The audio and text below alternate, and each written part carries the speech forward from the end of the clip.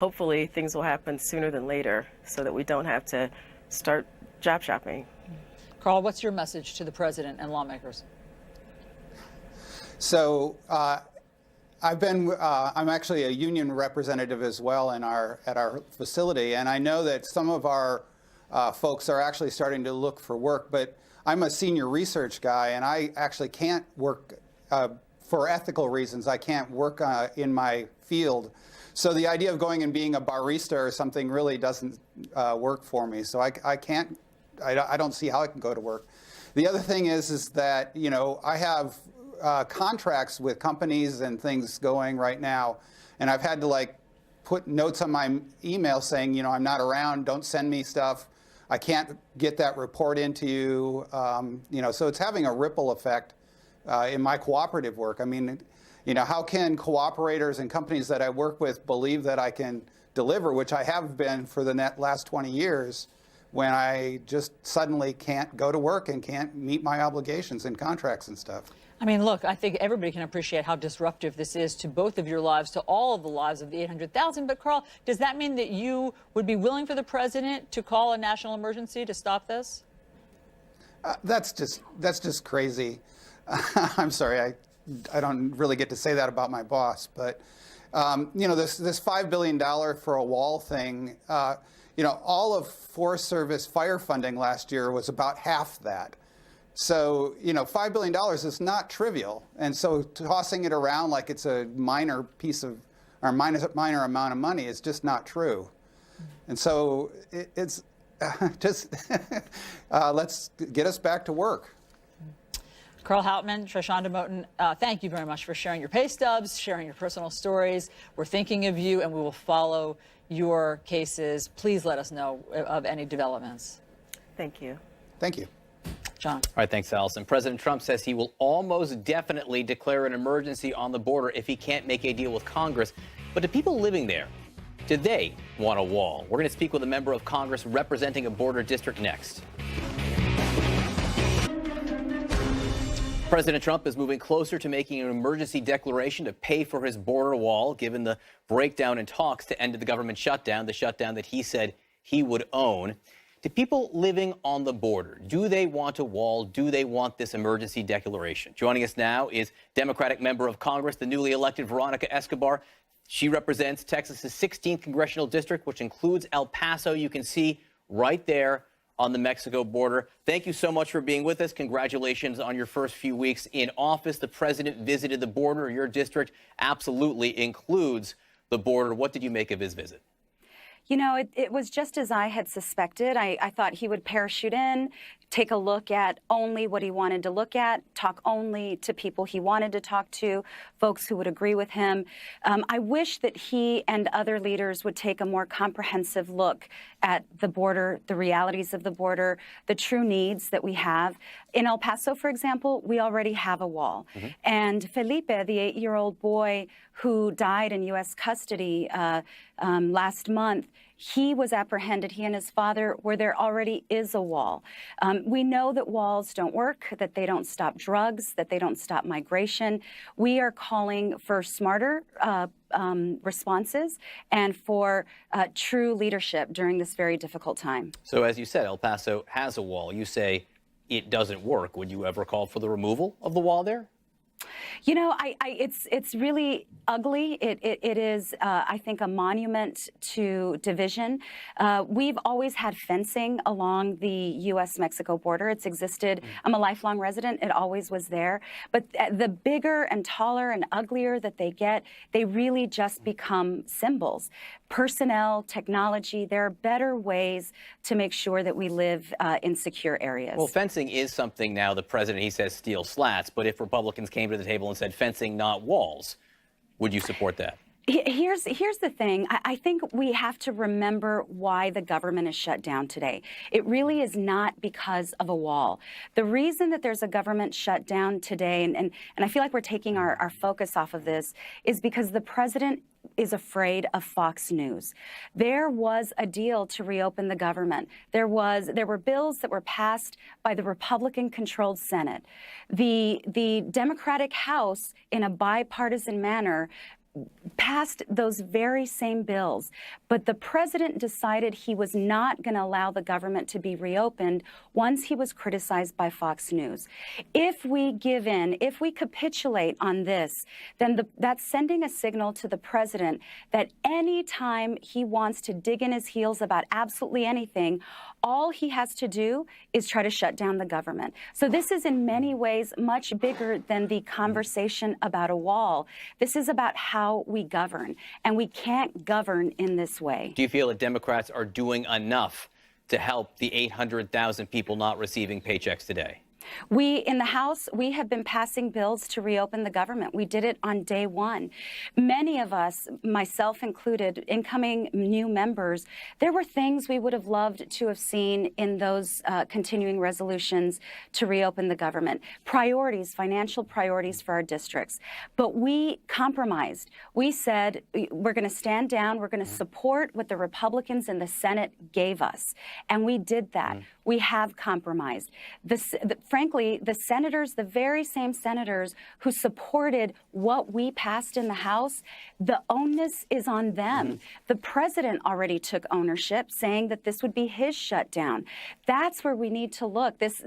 All of this diversion is really frustrating. Again, it's about Fox News, and it's about enablers in Congress. Well, you say it's about Fox News. I happen to think the president is stuck on the wall, that the wall is the basis of it, and maybe Fox and their conservative supporters of the president who are demanding the wall, but the wall is central here. And while the Senate and maybe the people in the White House had agreed at one point to this compromise of $1.3 billion in funding, that did not include any funding for the wall. And there are supporters of the president, and there are people who have worked along the border who do say that some kind of a barrier in some places would be useful, including the man who was in charge of border security for President Obama. Listen. The president is talking to the leadership of CBP and the Border Patrol and the rank and file, and those are the experts, and they're saying the wall works. It doesn't work everywhere. It's not the end-all to be-all, right, but it works. But you say it's a non-starter anywhere. It is. Let me give you an example, again, why it does not work and why it's really taking our focus off of what's important. Yesterday, the president, when he was in McAllen, had a photo op, and in front of him, he had guns and contraband showing that guns and drugs are coming through our borders. All of that came through our ports of entry.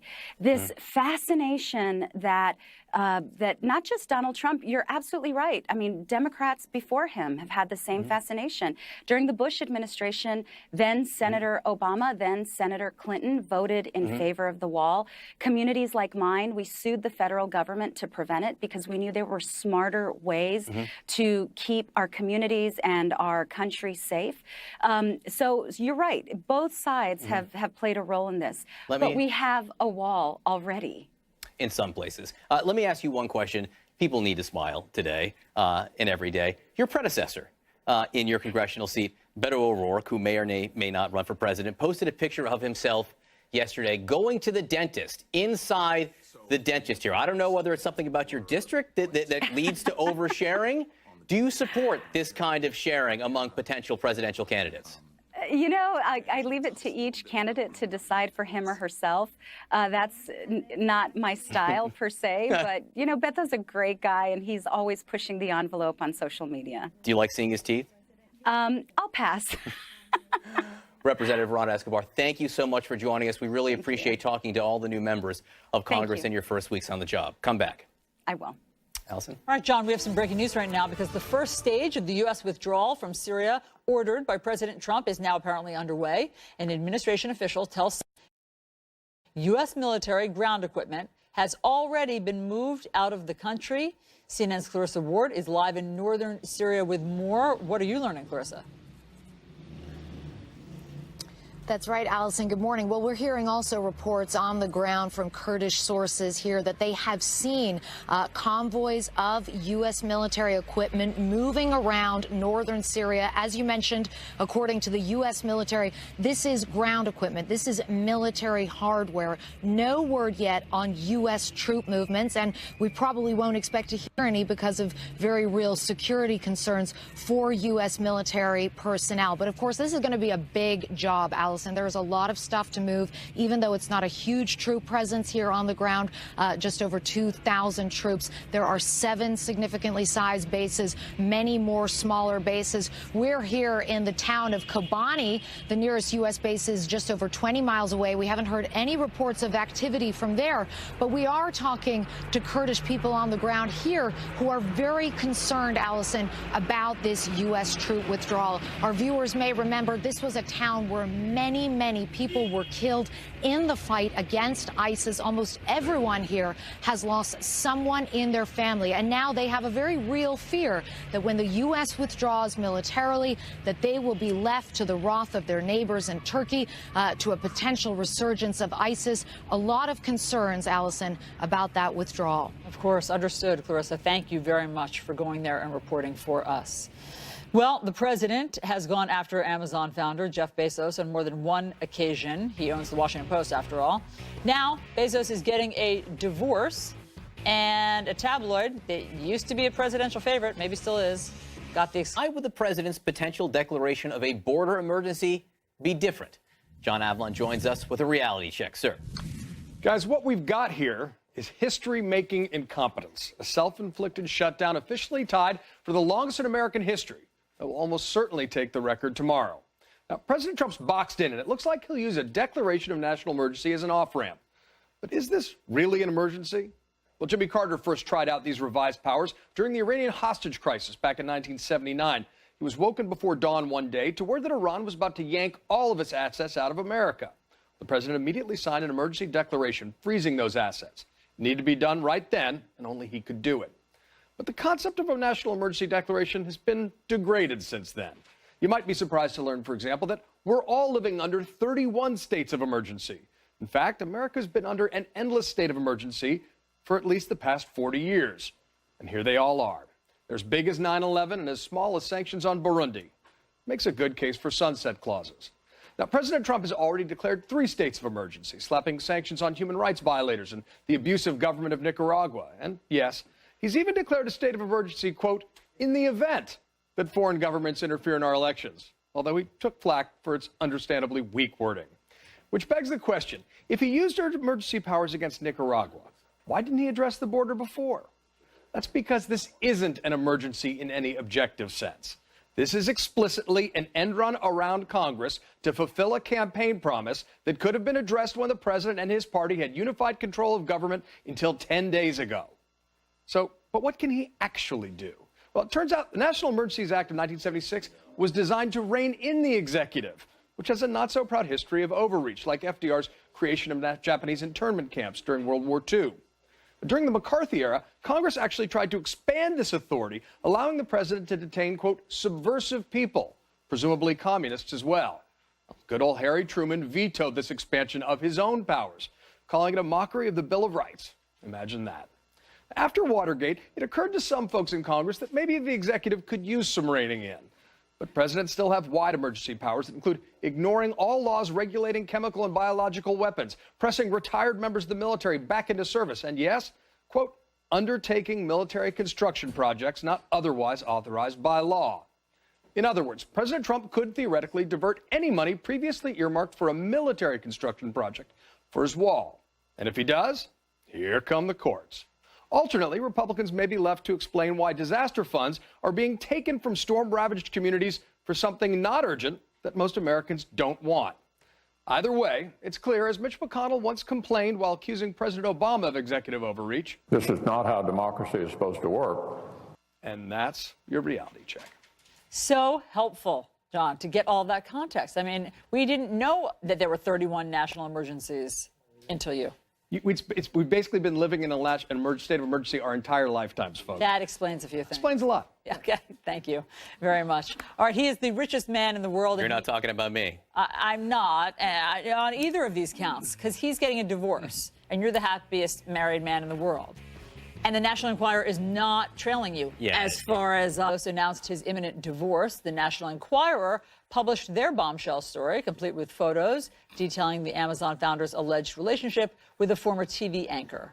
But many questions are still swirling about the tabloid's motives. Joining us now is CNN chief media correspondent and anchor of Reliable Sources, Brian Stelter. So, Brian, the National Enquirer trailed him for 4 months, they say. Yeah. They brag about it. They trailed him for 40,000 miles, they brag about, in order to break up his marriage and reveal what they say was an affair. Were they targeting him because he's an adversary of Donald Trump? Well, I think it's wise to be skeptical of the Enquirer's motives here, because we know that the Enquirer and Trump have been working together for years. We know this is a relationship that predates the presidential campaign. We know it continued with President Trump in office. But we also know the relationship broke down last spring. And so I'm actually pretty skeptical of these suggestions that have been pretty widespread in the past couple of days that the Enquirer did this to target someone who's on Trump's enemies list. Certainly the Enquirer was doing that up until last spring. But everything changed last April when the FBI came knocking on Michael Cohen's door and subpoenaed the National Enquirer's parent company. That's when the Enquirer seemed to flip on Trump. So my sense from staffers inside the magazine is that they're not trying to do Trump's bidding anymore. They are not cozy with Trump anymore. In fact, they don't put him on the cover anymore. They don't promote his presidency anymore. This seems to be a case of the Enquirer targeting a billionaire celebrity and trying to expose a big story. But again, there's always that curiosity about Trump here because of the history between the Enquirer and the president. I find what they say hard to believe. Because the president, they're a tabloid magazine. I get it. Well, I mean, not just because they're a tabloid magazine, but because they did Donald Trump's bidding for so long. And if they're the morality police and they just want to go after billionaires who are having affairs, well, they sure took kid gloves with Donald Trump, but they seem to enjoy going after people who are on his adversaries list. I mean, Donald Trump has gone after Jeff Bezos. Here's just one of the tweets. Washington Post employees want to go on strike because Bezos isn't paying them enough. I think a really long strike would be a great idea. Employees would get more money and we would get rid of fake news for an extended period of time. Is the Washington Post a registered lobbyist? That's just one treat of his tweets. He always goes after Bezos because of the Washington Post connection. And as we know, President Trump doesn't like some of the coverage of him. And he seemed to enjoy hearing about this divorce, these headlines. Trump commented on it yesterday, said it's going to be a beauty. You know, he tends to comment on people's divorces, their legal lives, because he's interested in seeing how the money is going to get split up. And that's going to be a huge story here, by the way. I mean, Bezos is worth $137 billion. The expectation is that Mackenzie, who this divorce is happening, his ex-wife Mackenzie, will get a big chunk of that. Why wouldn't It's actually going to have a big impact for Amazon, by the way. Bezos probably won't be the richest person in the world at the end of this. I mean, this is an aside, but why wouldn't she get half? And I don't say that about every divorce. She very well may. They've been married for 25 years. She's the person who encouraged him. He says he gives her credit that he came up with this harebrained scheme. I'm going to mail books around the country. And she said, let's try it. Let's do it. I mean, it sounds like she's instrumental in creating Amazon. She was even the bookkeeper in the early years, according to Brad Stone's book about Amazon. It is likely that's how it's going to end up going. Look, I think actually what this tells us is that technology executives, billionaires in Silicon Valley, they are some of the new celebrities of our age, and they are going to be targets and subjects of the gossip columns. That's been true.